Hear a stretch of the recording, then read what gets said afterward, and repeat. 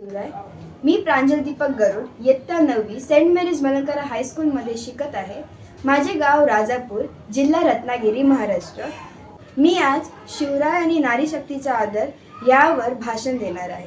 धन्यवाद. जर इतिहासाला आवाज असता तर तो तलवारीचा नाद नसता.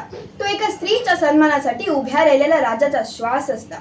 असे ते प्रौढ प्रताप पुरंदर क्षत्रिय कुलावतंस सिंहासनाधीश्वर महाराज श्रीमंत श्री श्री श्री शिवछत्रपती शिवाजी महाराज की जय. मित्रांनो, शिवराय म्हणजे फक्त एक युद्ध जिंकणारा राजा नव्हता, तो मन जिंकणारा राजा होता. त्यांच्या हातात तलवार होती पण मनामध्ये संस्कार होते. आई जिजाबाई यांनी लहानपणी दिलेला एक साधा पण महान विचार, परस्त्री ही माते समान, हा फक्त उपदेश नव्हता, हा स्वराज्याचा पाया होता. शिवरायांसाठी स्त्री म्हणजे दुर्बलता नव्हती, ती सन्मानाची प्रतिमा होती. इतिहासात अनेक राजे झाले, पण स्त्रीच्या सन्मानाला राज्यकारभाराचा नियम बनवणारा राजा एकच, आणि ह्याची साक्ष देते रायगडाची भूमी, जिथे घडली एक हृदयस्पर्शी कथा, हिरकणी. रात्र झाली होती, गडाचे दार बंद झाले होते. खाली खोल दरी, वर काळोख आणि एक साधी गवळीण हिरकणी. ती घाबरलेली नव्हती, पण तिचं मन लेकरासाठी तळमळत होतं. त्या क्षणी तिने भीतीचा विचार केला नाही, तिने आईपणाचा विचार केला आणि ती उतरली कडा.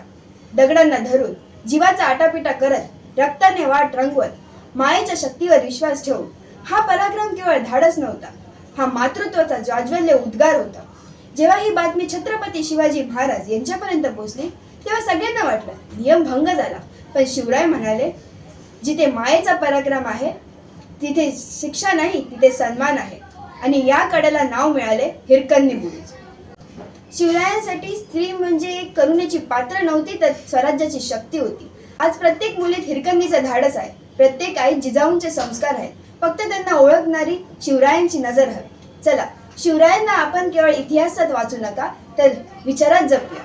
कारण जिथे स्त्रीचा सन्मान जपला जातो तिथे स्वराज्य फुलतं, आणि जिथे स्वराज्य फुलतं तिथे शिवतेज कधीही मावळत नाही. धन्यवाद. जय शिवराय.